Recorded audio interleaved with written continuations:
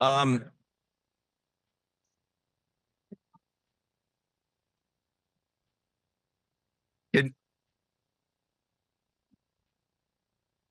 Hi, we're about to get started. Can you please silence your cell phones so that they don't go off? I'm Anil Kashyap. I'm one of the directors of the Clark Center that hosts this conference, and we're delighted to be able to host Chair Powell. The run of show is going to be that he'll make some opening remarks, and then we'll have a moderated conversation, and I think he needs no introduction. So please join me in welcoming Chair Powell back to the U.S. Monetary Policy.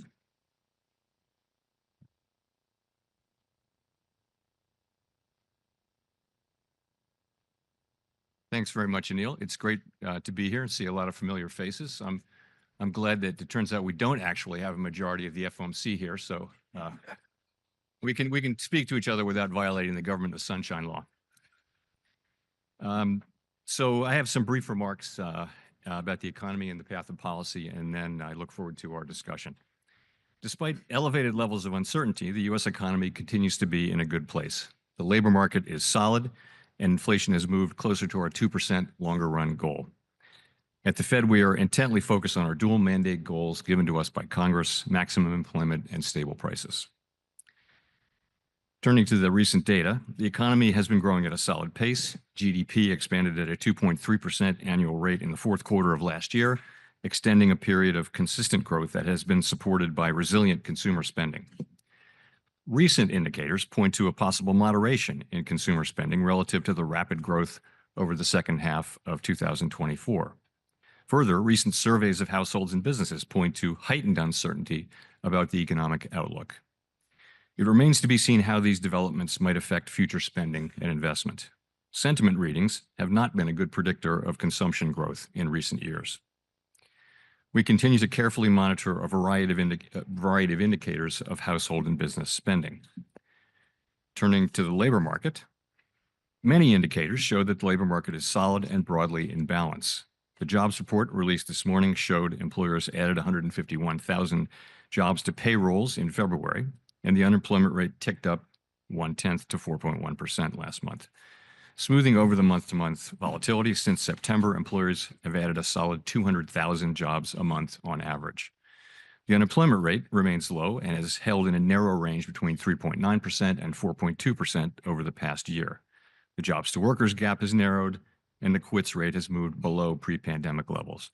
Wages are growing faster than inflation and at a more sustainable pace than earlier in the pandemic recovery. With wage growth moderating and labor supply and demand having moved into better balance, the labor market is not a significant source of inflationary pressure. For inflation has come down a long way from its mid-2022 peak above 7%, without a sharp increase in unemployment. A historically unusual and most welcome outcome. While progress in reducing inflation has been broad-based, recent readings remain somewhat above our 2% objective. The path to sustainably returning inflation to our target has been bumpy, and we expect that to continue. We see ongoing progress in categories that remain elevated, such as housing services and the market-based components of non-housing services. Inflation can be volatile month to month, and we do not overreact to one or two readings that are higher or lower than anticipated. Data released last week show that total PCE prices rose 2.5% over the 12 months ending in January, and that core PCE rose 2.6%.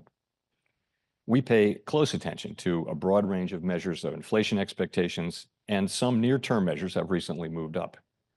We see this in both market and survey-based measures, and survey respondents, both consumers and businesses, are mentioning tariffs as a driving factor. Beyond the next year or so, however, most measures of longer-term expectations remain stable and consistent with our 2% inflation goal. Looking ahead, the new administration is in the process of implementing significant policy changes in 4 distinct areas: trade, immigration, fiscal policy, and regulation.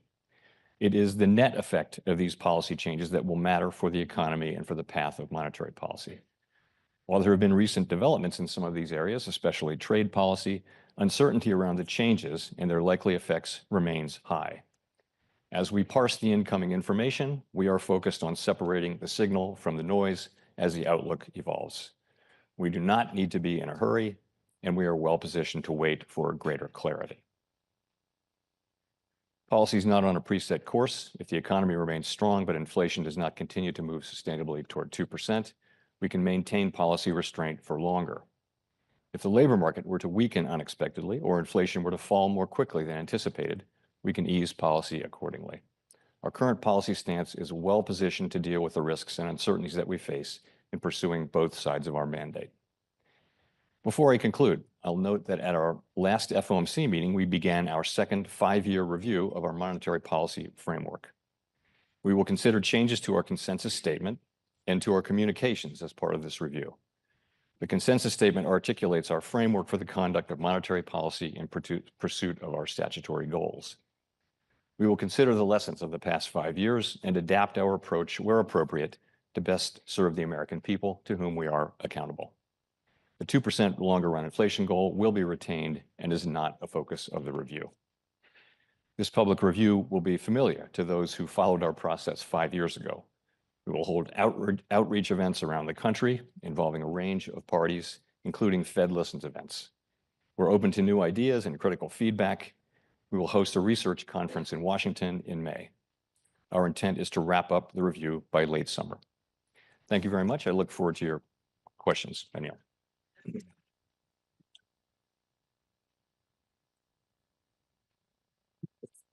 All right, thanks for that. Before we get into the current conjuncture, is there anything more you can share about where you think the framework is going to land? It was nice to hear the parameters that you laid out, but is there anything more that you can say beyond what you just? Sure. So I said there are two things really. There's changes to the consensus statement, and then they're looking at really our post-meeting communications. We're going to look at those two things a lot. And as it relates to the consensus statement, which is also known as the Statement on Longer Run Goals in Monetary Policy, therefore it needed a shorter name, we are going to be looking a lot at the changes that we made in 2020. So if you go back to 2020, what we had was we'd been at the effective lower bound for 7 years. We never got rates above 2%. We were at 1.5% when the pandemic hit. And the feeling very much was that if even a mild downturn came, we'd be back to the effective lower bound, maybe again for years on end. So we were looking for ways to try to minimize the likelihood of that. And a pretty standard result in the research was a kind of a makeup strategy. So that's what that was. So the framework changes that we made were very focused on the importance of the effective lower bound problem, which was thought to be the big problem at the time. And those were the changes that we made. So, and we thought that those issues would be persistent, but the universe had other ideas. And the pandemic arrived just a few months after we implemented the framework and really changed the whole mixture. And effectively the idea of an overshoot, of a modest overshoot or moderate overshoot of inflation really became irrelevant. And we were back to the regular framework, and we did what we did, and you have the results today. So I think we'll be looking at, for example, the focus in the consensus statement. We'll be looking at the focus that we had on the effective lower bound. It's probably not the base case anymore, but it's probably still relevant. We'll be looking at shortfalls, which is an interesting idea, and there are different ways to express that. And we'll be certainly we'll also be looking at the idea of having a moderate overshoot of inflation over the 2% target following periods when inflation has been low. We're looking at all of those things, and again, I expect to be done, by the end of the summer. On the communications, particularly our post-meeting communications, we're going to take a close look at the SEP and also compare ourselves to what other central banks around the world do. And this will be a couple of weeks from now. We'll have our second meeting, and I think we'll be done in time for sort of the end of the summer. Yeah, that's great. Let me pick up on this question about the level of prices versus the inflation rate. Economists spend a lot of time making the distinction between the rate of change and the level.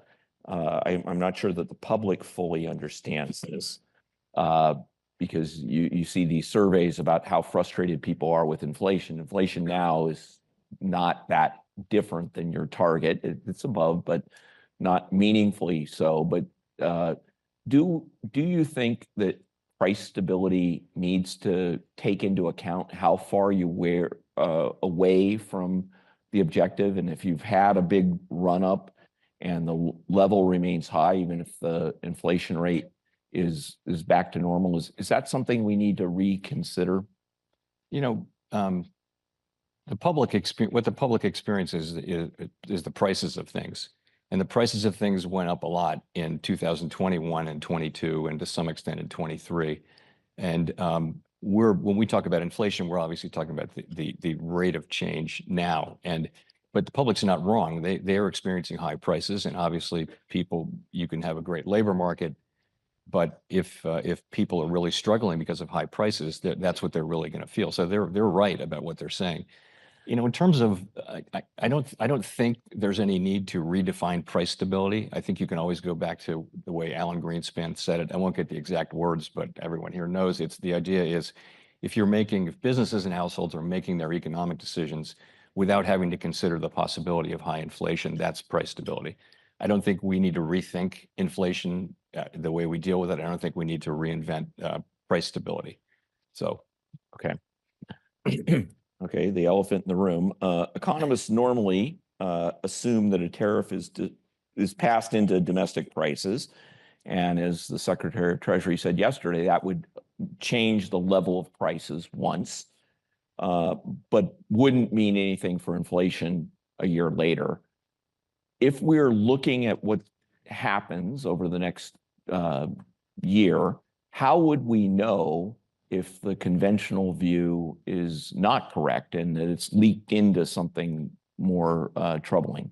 So I think that start with the general thought is that if there's a spike in prices that's a one-time thing that is going to go through the economy, then it's not appropriate to react to it, because our policy by design will reduce employment and activity, and it would not have really been needed to be done. So you look through those things if you can. So if you put that in the context of tariffs, I think if you look at where forecasts are, look at the blue chip, look where everybody's forecasting some inflation effect from tariffs. So it's very likely that if tariffs are imposed, and let's remember, we really don't know what's happening yet. We're at a stage where we're still very uncertain about what will be tariffed, for how long, at what level. We're going to have to wait to see all of that. But the likelihood is that some of that will find its way. It'll hit the exporters, the importers, the retailers, and to some extent the consumers, and we'll see what that is.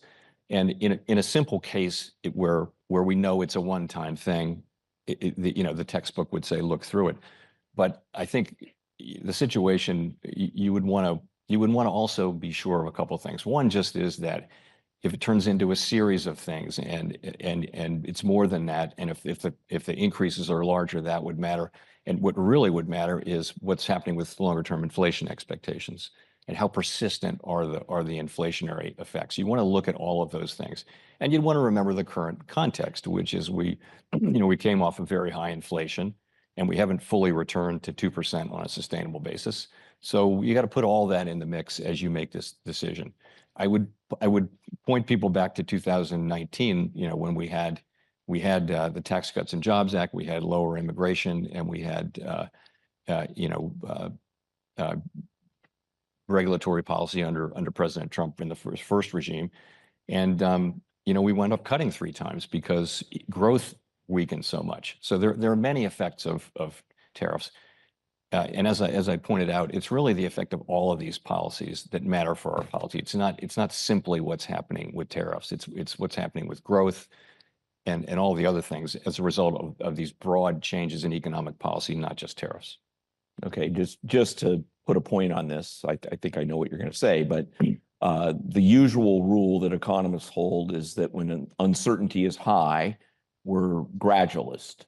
And I'm wondering whether you view that as the right benchmark or anchor to think about. I view it as the right benchmark or anchor for right now, and that's because the costs of being cautious are very, very low. We're the economy's fine. It doesn't need us to do anything really. And so we can wait and we should wait. I think there are cases where uncertainty is high, where that would not be the case, where the costs of going slow might be high. And those would be, for example, if inflation expectations were clearly under pressure, or if you're at the beginning of the pandemic and uncertainty is unquestionably elevated, but you nonetheless act very aggressively because of the potential cost of not doing so. Okay, that's interesting. But I'll ask a couple more conjunctural questions, but there's a lot of people in the room here that are very curious about what you want to say about the Basel III endgame. So that's inside baseball, but people's wallets depend on this. So you want to say anything about that? Sure, absolutely. So our view at the Fed is we very much intend to complete the Basel III endgame. And we think that's very important. We think that the Basel Accords really are important to set sort of minimum standards for international banking around the world. And we expect that we will. We're kind of on hold until the US banking agencies are really back up and running with new leadership. But once they are, we fully expect to get back to that work and complete the Basel III endgame. And I have a good reason to think that we'll be able to do that. That's good news. Another little bit of inside baseball, but there's been a lot of discussion in the last few weeks about changing some of the statistics that are emphasized about the economy. And the Commerce Department recently disbanded the Federal Economic Statistics Advisory Committee. And I know during COVID, you felt like there were many indicators of the economy that were kind of broken or not so helpful. So do we need to worry about whether the Fed's ability to do its job might come into question because of deficiencies in the statistics? And are you already, let's do that. I'll ask a follow-up. Yeah, so there's two different things. I think it needs to be said that the government data we get from government gathered data we get from the Bureau of Economic Analysis and the Bureau of Labor Statistics is incredibly important and really the gold standard for data.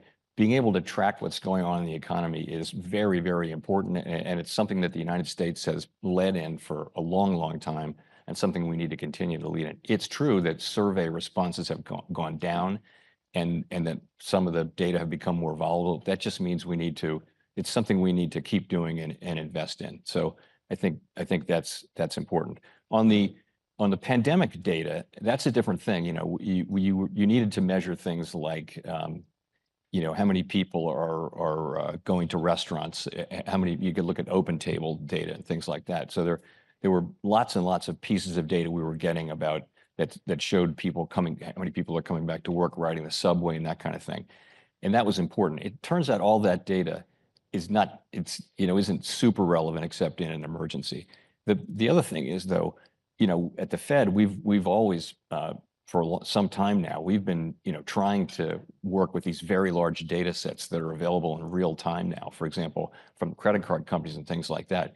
And, trying to use these new and vast data collections in a real time way, is something that's really helpful.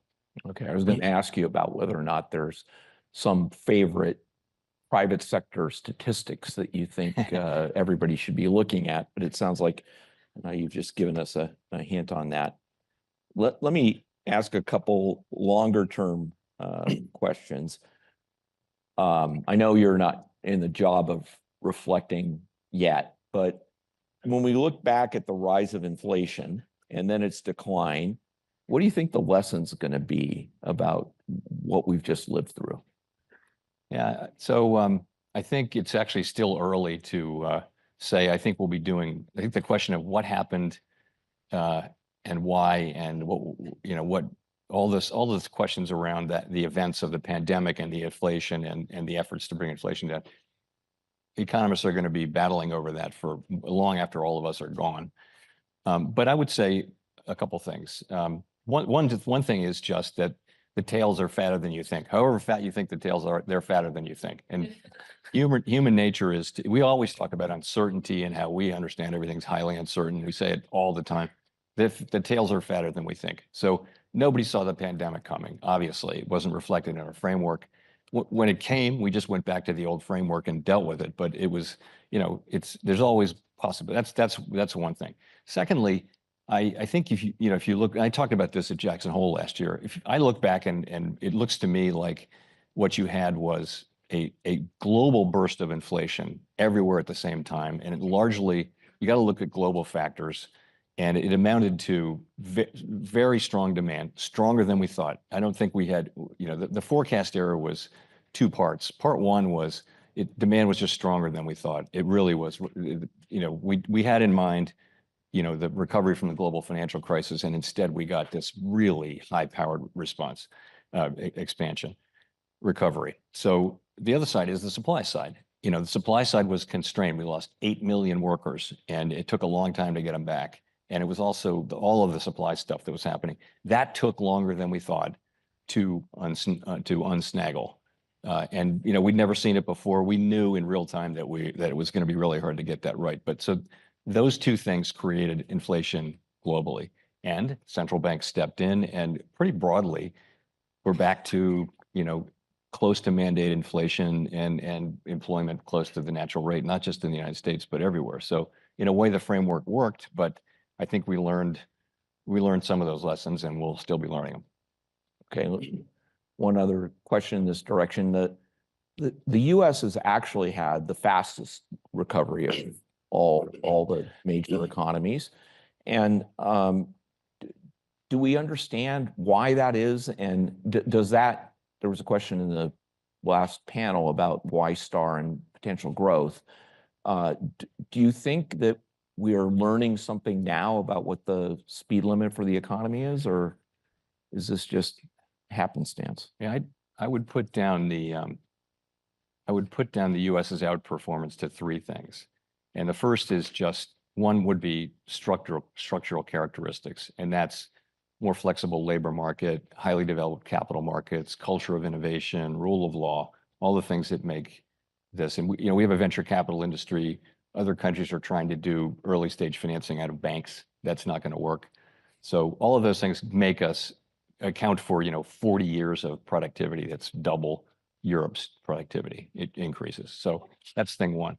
Thing two is just population. We had a big population increase in 22 and 23, and that doesn't help with per capita, but that moves top line.